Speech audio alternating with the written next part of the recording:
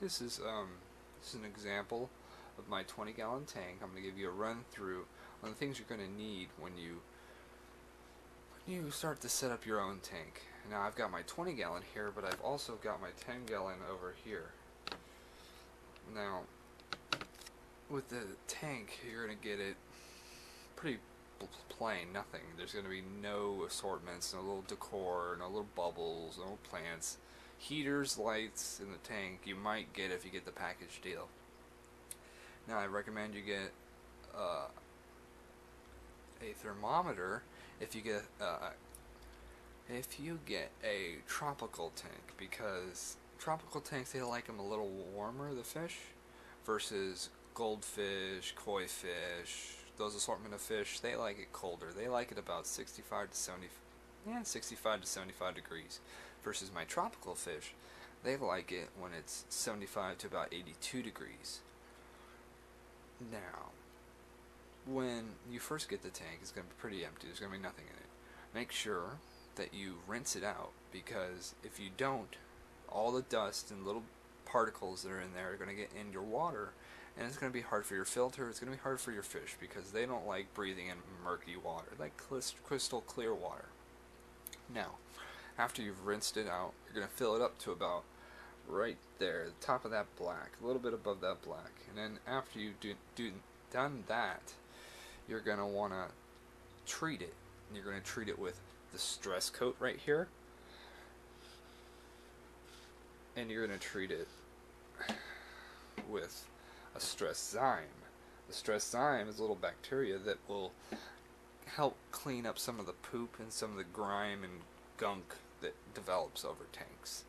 And if you have tropical fish like I do, you might want to put a little aquarium salt in it. It does help the fish breathe, but I wouldn't recommend it for angelfish because they don't like it. Now, my fish I bought at PetSmart, which I recommend highly because from what I've seen, all their tanks are very clean, very well maintained. Places I've gone where they aren't maintained well is Walmart. I went there and there were fish dead all over the place. Wouldn't recommend it, at least the one I went to. Now, these fish right here I actually got at Petco. And I love my fish very much. This is my Plecostomus. He's a sucker fish. And the yellow one is a bumblebee tetra, and the orange one is a sunburst tetra. Or, yeah. And then I have my powder blue gourami and my red barb, rosy barb, and I have a black molly that's in there. Now,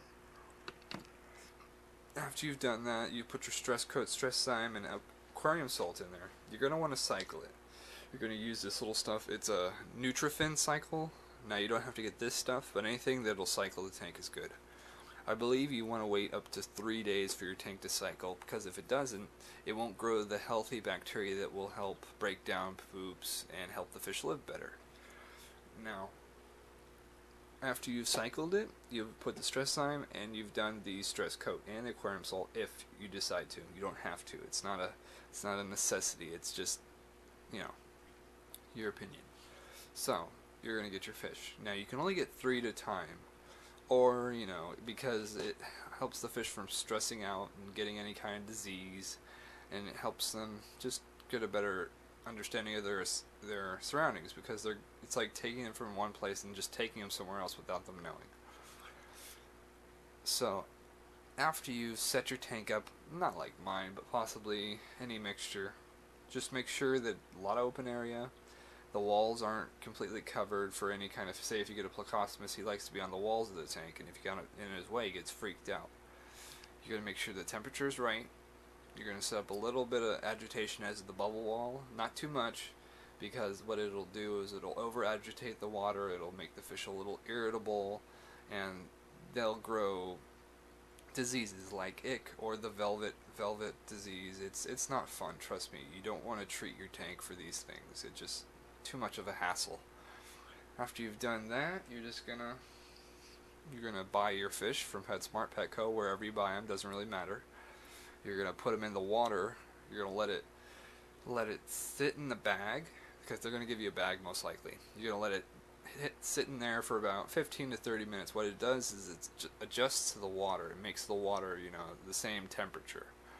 And then you don't want to just dump the bag in there, because the bacteria that's in the bag from the tank that you got at the store is not exactly the same as the one in your tank. It could be bad for it. So what you're going to do is you're going to take your net. Now I'd recommend you putting the fish either in, say, a container, like, I don't know, a bowl possibly, or something that you can use, or you could use this.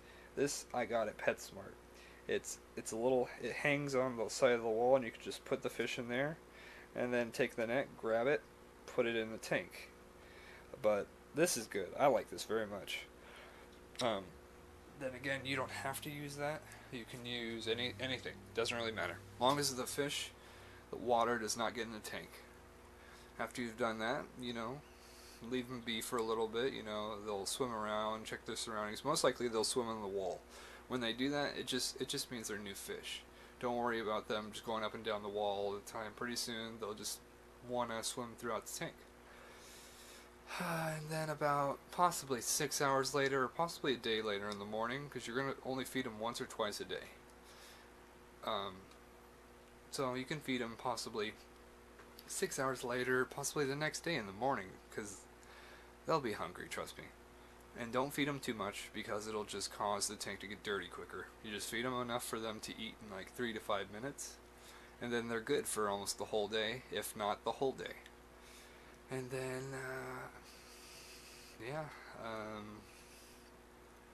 these fish here, they like the flaky fish food. I don't have to feed him anything special. My Plecostomus, though, I have to feed him these look like little wafers. They're algae flakes, because Plecostomuses like algae. They like to suck on the walls to get all the algae out. So, I hope this has been a help to you. If you need me, I will be uploading more videos on how to clean the tank and how to treat it for things, and you can shoot me questions, what you need to know. I'll try to answer them the best of my ability.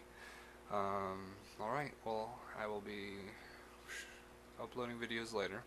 This is PandaBoy17 signing out.